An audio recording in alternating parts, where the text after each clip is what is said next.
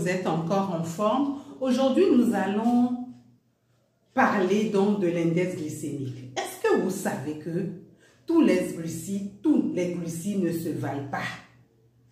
C'est-à-dire que dans les aliments, le taux de sucre qui se trouve dans chaque aliment diffère d'un aliment à un autre. Je sais que vous avez eu hier à bien manger parce que c'était la fête. Il y en a qui ont bu, qui ont pris, et qui se sont enjaillés et tout. Mais cette vidéo va vous permettre donc d'avoir une idée sur l'index glycémique et donc de savoir comment vous devez faire désormais le choix des aliments. Parce qu'il y a encore la fête du Nouvel An qui arrive. Et dans la nouvelle année, quand on va rentrer dedans, il faut que nous prenions tous de bonnes résolutions, n'est-ce pas? Alors, c'est quoi l'index glycémique? L'index glycémique, en réalité, c'est l'impact d'un aliment contenant des glucides sur la glycémie. Autrement dit, quand on parle donc de l'index glycémique, c'est la rapidité avec laquelle un aliment va faire donc élever le taux de sucre dans le sang. C'est-à-dire, lorsque vous allez prendre un aliment qui a un index glycémique assez élevé, ça va automatiquement augmenter le taux de sucre, votre glycémie. Donc, vous allez donc avoir un pic glycémique. Et c'est pour ça d'ailleurs que quand vous allez comprendre l'index glycémique, alors là, vous n'aurez pas d'excuses à ne pas choisir des aliments ayant donc un index glycémique moindre. Et lorsque vous allez choisir vous-même les aliments ayant un index glycémique assez élevé, vous saurez déjà les conséquences qui vous attendent, c'est-à-dire vous allez savoir que en mangeant ci, en mangeant ça, le taux de sucre va être élevé dans nos sangs, que vous soyez diabétique ou pas. Alors, sur les échelles de 0 à 100, on a classé donc les index glycémiques en 3 grands groupes. On a les index glycémiques bas, c'est-à-dire que ayant un index glycémique moins de 55, les aliments ayant un index glycémique moyen vont donc être compris entre 56 et 69, et ceux qui ont un index glycémique assez élevé sont donc au-delà de 70.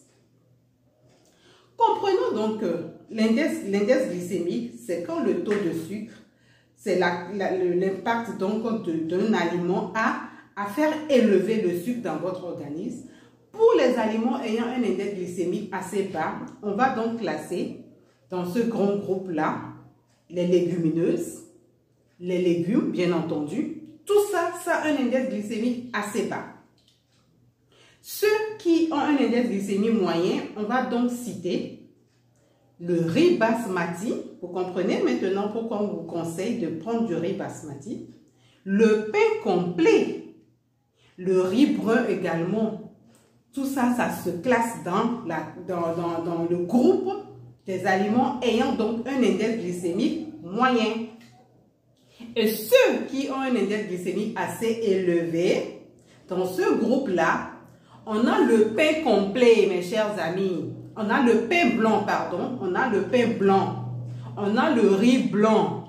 On a les bonbons. On a les sodas. Donc, vous voyez que quand vous allez consommer les aliments ayant donc un index glycémique assez élevé, vous aurez donc un pic glycémique. C'est pour ça, dans les recommandations, pour une alimentation équilibrée, j'invite donc ceux qui n'ont pas regardé la vidéo sur une alimentation équilibrée d'aller jeter donc un coup d'œil. On recommande tout simplement que dans votre assiette, que la moitié de l'assiette soit composée donc de légumes.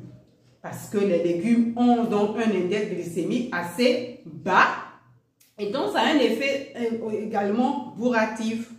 Ça crée donc la satiété. Et que le quart de votre assiette soit composé donc de glucides.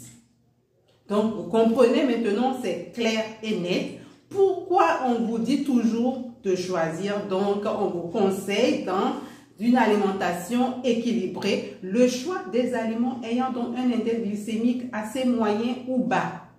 Dans la vidéo qui va suivre, vous allez donc mieux comprendre l'impact de l'index glycémique sur votre santé et essayez même de vous faire comprendre un peu ce qu'on entend également par la charge glycémique, parce qu'il y a d'autres qui vont poser la question à savoir, mais c'est quoi la charge glycémique, c'est quoi la différence? Nous allons y revenir. Je vous souhaite en tout cas de passer donc une bonne fin d'année et de rentrer dans la bonne année en pleine santé. Je vous aime et à nous revoir en 2025.